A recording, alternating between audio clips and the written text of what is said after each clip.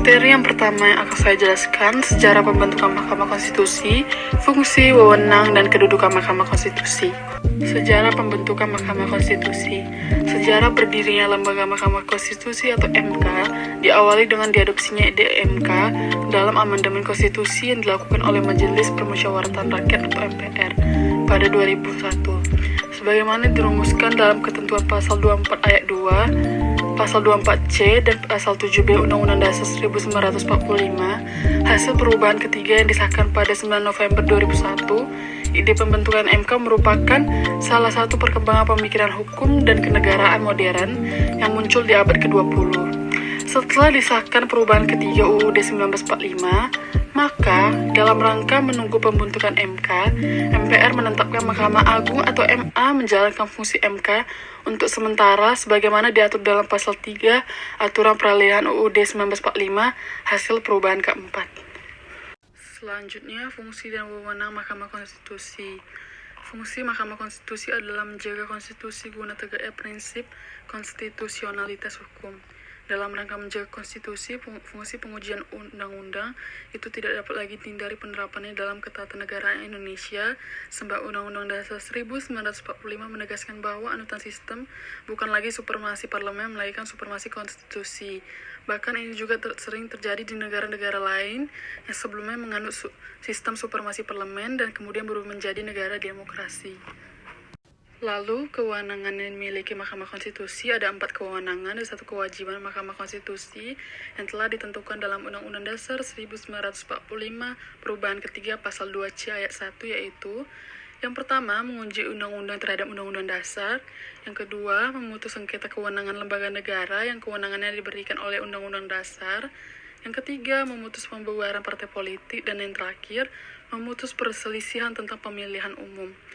Pengadilan yang dilakukan oleh Mahkamah Konstitusi yang merupakan pengadilan tinggal pertama dan terakhir, yang putusannya bersifat final. Artinya tidak ada upaya hukum lain atas putusan Mahkamah Konstitusi seperti yang terjadi pada pengadilan lain. Kedudukan Mahkamah Konstitusi. Berdasarkan division of power yang dianut sebelumnya, lembaga negara disusun secara vertikal bertingkat dengan MPR berada di puncak struktur sebagai lembaga tertinggi negara. Dewan Pertimbangan Agung atau DPA, Badan Pemeriksa Keuangan atau BPK, dan Mahkamah Agung atau MA yang kedudukannya sederajat dan masing-masing diberi status sebagai lembaga tinggi negara. Pasca amandemen Undang-Undang 1945, kedaulatan rakyat tidak lagi diserahkan sepenuhnya kepada satu lembaga melainkan oleh Undang-Undang Dasar. Selanjutnya saya akan menjelaskan dasar dan asas-asas hukum acara Mahkamah Konstitusi. Dasar hukum Mahkamah Konstitusi adalah Undang-Undang Dasar 1945 Pasal 24C. Pasal 24C berbunyi, yang pertama, Mahkamah Konstitusi berwenang mengadili pada tingkat pertama dan terakhir yang putusannya bersifat final untuk menguji undang-undang terhadap Undang-Undang Dasar, memutus sengketa kewenangan lembaga negara yang kewenangannya diberikan oleh Undang-Undang Dasar, memutus pembubaran partai politik, dan memutus perselisihan tentang hasil pemilihan umum. Yang kedua, Mahkamah Konstitusi wajib memberi keputusan atas pendapat Dewan Perwakilan Rakyat mengenai dengan pelanggaran oleh Presiden atau Wakil Presiden menurut Undang-Undang Dasar. Lalu, asas-asas Mahkamah Konstitusi. Asas secara umum diartikan sebagai dasar atau prinsip yang bersifat umum yang menjadi titik tolak pengertian atau pengaturan. Dalam konteks hukum acara Mahkamah Konstitusi, yang dimaksud dengan asas dalam hal ini adalah prinsip-prinsip dasar yang bersifat umum sebagai panduan atau bahkan ruh dalam penyelenggaraan peradilan konstitusi. Dengan sendirinya, asas hukum acara Mahkamah Konstitusi menjadi pedoman dan prinsip yang memandu hakim dalam menyelenggarakan peradilan serta harus pula menjadi pedoman dan prinsip yang dipatuhi oleh pihak-pihak dalam proses peradilan. Sebagaimana proses peradilan pada umumnya di dalam peradilan Mahkamah Konstitusi terhadap asas-asas baik yang bersifat umum untuk semua peradilan maupun yang khusus sesuai dengan karakteristik peradilan Mahkamah Konstitusi atau MK. Yang ketiga, sumber-sumber hukum acara Mahkamah Konstitusi, yaitu sumber hukum formil adalah tempat atau sumber dari mana suatu aturan memperoleh kekuatan hukum. Hal ini berkaitan dengan bentuk atau cara yang menyebabkan peraturan itu menjadi secara formal berlaku. Norma hukum memiliki ciri mempunyai kekuatan mengikat yang dapat dipakai dan memiliki sanksi eksternal. Suatu norma untuk mendapat menjadi norma hukum harus melalui cara tertentu dan memiliki bentuk tertentu. Sedangkan hukum formil, hukum acara Mahkamah Konstitusi adalah ketentuan hukum positif yang mengatur hukum acara Mahkamah Konstitusi atau paling tidak terkait dengan hukum acara MK. Ketentuan pasal 24C ayat 6 Undang-Undang 1945 menyatakan bahwa hukum acara merupakan salah satu hal terkait dengan keberadaan Mahkamah Konstitusi yang akan diatur dengan undang-undang. Hukum acara Mahkamah Konstitusi diatur dalam UU MK yaitu pada bab 5 mulai dari pasal 28 hingga pasal 85.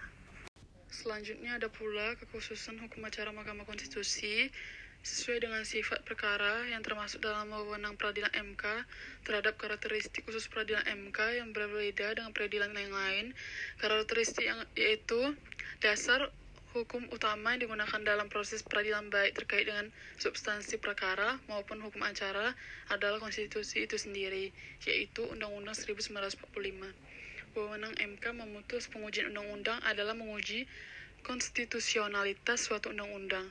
Wewenang memutus sengketa kewenangan lembaga negara pada hakikatnya adalah memutus kewenangan suatu lembaga negara yang dipersengketaannya suatu partai politik. Demikian pula hanya dengan wewenang memutus pendapat DPR dalam proses pemakzulan presiden atau wakil presiden. Pada awalnya, terdapat satu wewenang Mahkamah Konstitusi yang dipandang tidak terkait dengan pernyataan atau isi konstitusi, yaitu memutus perselisihan tentang hasil pemilu. UU MK menentukan bahwa wewenang MK tersebut adalah memutus perselisihan atau perbedaan penghitungan hasil pemilu yang terjadi antara peserta pemilu dan penyelenggara pemilu. Yang keempat, jenis dan sifat persidangan di Mahkamah Konstitusi. Terkait dengan proses suatu perkara sidang MK dapat dibagi menjadi 4, yaitu pemeriksaan pendahuluan, pemeriksaan persidangan, rapat permusyawaratan hakim atau RPH, dan pengucapan putusan.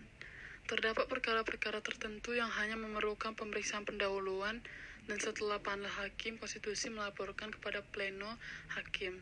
Perkara yang dimaksud sudah dapat diputuskan. Hal ini dapat terjadi dalam perkara-perkara sebagai berikut. Yang pertama, perkara yang dari sisi pemohon sudah dapat ditentukan bahwa pemohon tidak memiliki hak mengajukan permohonan legal standing atau materi permohonan bukan merupakan wewenang MK. Yang kedua, pemohon memiliki legal standing dan materi permohonannya merupakan wewenang MK, serta sudah sangat jelas dapat segera diputuskan untuk dikabulkan. Pasal 40 ayat 1 UU MK menyatakan bahwa sidang MK terbuka untuk umum, kecuali rapat permusyawaratan hakim. Dengan demikian, dari 4 jenis persidangan, semua dilakukan secara terbuka untuk umum kecuali rapat permusyawaratan hakim atau RPH. Pemeriksaan persidangan adalah jenis persidangan yang dilakukan untuk memeriksa persidangan, yang dilakukan untuk memeriksa permohonan, alat bukti, keterangan termohon jika ada, keterangan saksi, keterangan ahli, dan keterangan pihak terkait. Rapat permusyawaratan hakim di dalam UU nomor 24 tahun 2003 hanya terdapat satu ketentuan yang terkait dengan rapat permusyawaratan hakim atau RPH. Pasal 40 ayat 1 Undang-Undang nomor 24 tahun 2003 menyatakan bahwa sidang Mahkamah Konstitusi terbuka untuk umum, kecuali selama pemeriksaan persidangan oleh panel hukum dilakukan perkara perselisihan hasil pemilu, yang hasilnya dilaporkan kepada pleno hakim untuk ambil keputusan. RPH merupakan salah satu jenis dari sidang pleno yang sifatnya tertutup. RPH yang membahas perkara bersifat rahasia yang hanya diikuti oleh para hakim konstitusi, panitera, dan panitera pengganti. Pengucapan putusan. Sidang pengucapan putusan pada hakikatnya adalah sidang pleno. Namun berbeda dengan sidang pleno pemeriksaan persidangan. Dalam sidang pleno pengucapan putusan agendanya adalah pembacaan keputusan atau ketetapan MK untuk suatu perkara yang telah diperiksa dan diadili. Putusan biasanya dibacakan bergantian oleh majelis hakim konstitusi, diawali oleh ketua sidang, dilanjutkan oleh hakim konstitusi lainnya, dan pada bagian kesimpulan dan penutup dibacakan oleh ketua sidang lagi. Putusan MK memperoleh kekuatan hukum tetap sejak selesai diucapkan dalam sidang pleno pengucapan putusan yang terbuka untuk umum. Dengan demikian, putusan MK bersifat tetap dan mengikat sejak setelah sidang pengucapan putusan selesai. Pada materi yang kelima, yaitu membahas mengenai permohonan legal standing di Mahkamah Konstitusi.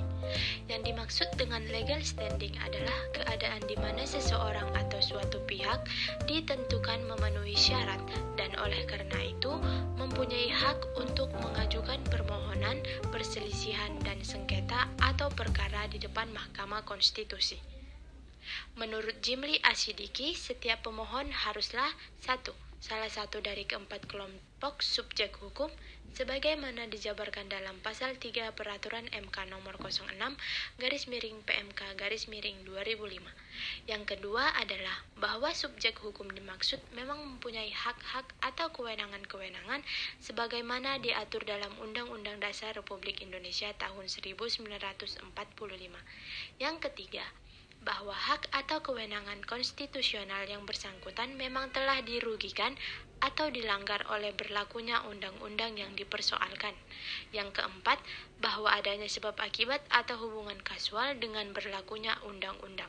Dan yang terakhir, bahwa apabila permohonan yang bersangkutan kelak dikabulkan, maka kerugian konstitusional yang bersangkutan memang dapat dipulihkan kembali dengan dibatalkannya undang-undang yang dimaksud. Pada teori yang selanjutnya yaitu yang keenam mengenai beban pembuktian dan alat pembuktian. Secara umum terdapat beberapa teori pembuktian terkait dengan beban pembuktian dalam proses peradilan. Antara lain yang pertama adalah teori afirmatif. Teori afirmatif adalah teori yang menyatakan bahwa beban pembuktian dibebankan kepada pihak yang mendalilkan sesuatu, bukan kepada pihak yang mengingkari atau membantah sesuatu. Yang kedua adalah teori hak. Teori hak yaitu siapa yang mengemukakan suatu hak harus membuktikan hak tersebut. Yang ketiga adalah teori kepatutan menyatakan bahwa beban pembuktian diberikan kepada pihak yang lebih ringan untuk membuktikannya. Berdasarkan pasal 36 ayat 1 Undang-Undang Nomor 24 Tahun 2003 mengenai alat bukti meliputi yang pertama suatu surat atau tulisan, yang kedua keterangan saksi, yang ketiga keterangan ahli, yang keempat keterangan para pihak, yang kelima petunjuk, dan yang keenam adalah alat bukti berupa informasi yang diucapkan, dikirimkan, diterima atau disimpan secara elektronik dengan alat bukti atau serupa dengan itu. Selanjutnya yaitu materi yang ketujuh mengenai putusan dan kekuatan hukum putusan. Yang pertama, putusan sela dan putusan akhir. Terdapat dua jenis putusan hakim dalam suatu proses peradilan, yaitu putusan yang mengakhiri suatu perkara atau sengketa yang diadili yang disebut dengan putusan akhir, dan putusan yang dibuat dalam dan menjadi bagian dari proses peradilan yang belum mengakhiri perkara suatu sengketa yang disebut dengan putusan sela atau putusan provisi. Putusan sela atau putusan provisi adalah putusan yang bersifat sementara dan bukan merupakan putusan akhir. Sedangkan putusan akhir adalah putusan hakim yang berdasarkan wewenang diberikan oleh hukum memutus suatu perkara atau sengketa antara dua belah pihak atau lebih di pengadilan. Yang kedua adalah ultra petita. Di dalam hukum acara, khususnya dalam hukum acara perdata, terdapat pandangan yang oleh beberapa ahli telah dianggap sebagai salah satu prinsip hukum acara, yaitu hakim dilarang memutuskan melebihi apa yang dimohonkan. Yang ketiga adalah sifat putusan. Dari amar dan akibat hukumnya, putusan dapat dibedakan menjadi tiga, yaitu deklaratoir, konstitutif, dan kondemnatoir. Putusan deklaratoir adalah putusan hakim yang menyatakan apa yang menjadi hukum. Putusan konstitutif adalah putusan yang menjadikan suatu keadaan hukum dan atau menciptakan suatu keadaan hukum baru. Sedangkan putusan kondemnatoir adalah putusan yang berisikan penghukuman tergugat atau termohon untuk melakukan suatu prestasi. Yang keempat adalah pengambilan putusan. Putusan diambil dalam rapat permusyawaratan hakim. Dalam proses pengambilan putusan, setiap hakim konstitusi wajib menyampaikan pertimbangan dan pendapat tertulis terhadap pemohon. Yang kelima, isi putusan. Putusan MK dibuat berdasarkan Undang-Undang Dasar 1945. sesuai dengan alat bukti yang diperiksa di persidangan dan sesuai dengan keyakinan hakim. Putusan harus didasarkan pada sekurang-kurangnya 2 alat bukti. Setiap putusan harus memuat, pertama adalah kepala putusan berbunyi, demi keadilan berdasarkan ketuhanan yang Maha Esa. Yang kedua, identitas pihak. Yang ketiga, ringkasan permohonan. Yang keempat, pertimbangan terhadap fakta yang terungkap dalam persidangan. Yang kelima, pertimbangan hukum yang menjadi dasar putusan. Yang keenam, amar putusan. Dan yang ketujuh adalah hari tanggal putusan, nama hakim, konstitusi, dan panitera. Yang keenam adalah pendapat berbeda. Pendapat berbeda dapat dibedakan menjadi 2 jenis, yaitu yang pertama, dissenting opinion, dan yang kedua, current opinion atau constant opinion.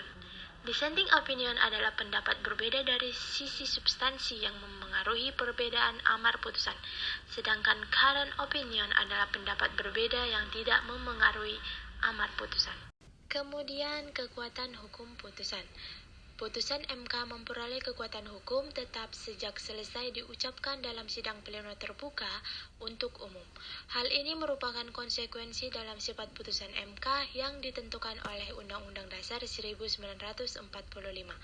Tata cara dan tata tertib persidangan diatur tersendiri di dalam MK nomor 19 tahun 2009 tentang tata tertib persidangan. Adapun tata cara persidangan ditentukan sebagai berikut. Pertama, para pihak, saksi, ahli yang hadir untuk mengikuti persidangan wajib mengisi daftar hadir yang disediakan oleh kepaniteraan mahkamah. Kedua, panitera melaporkan kehadiran para pihak, saksi dan ahli kepada ketua sidang. Ketiga, ketua sidang membuka sidang dengan mengetuk palu 3 kali.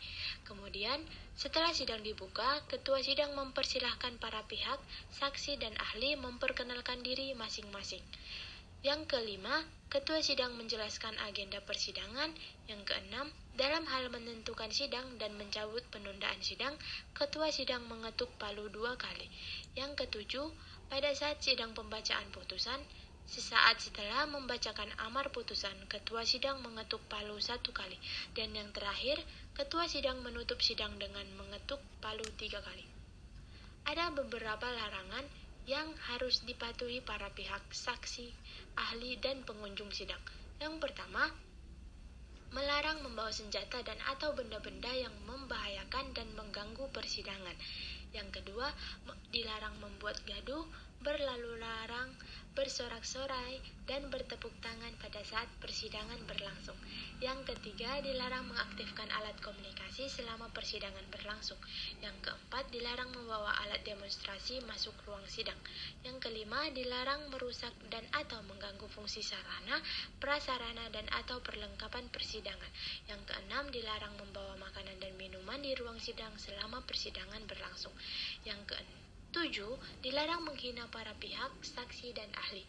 Yang kedelapan, pengunjung dilarang memberikan dukungan, komentar, saran, tanggapan, atau mengajukan keberatan atas keterangan yang diberikan oleh saksi ahli selama persidangan berlangsung.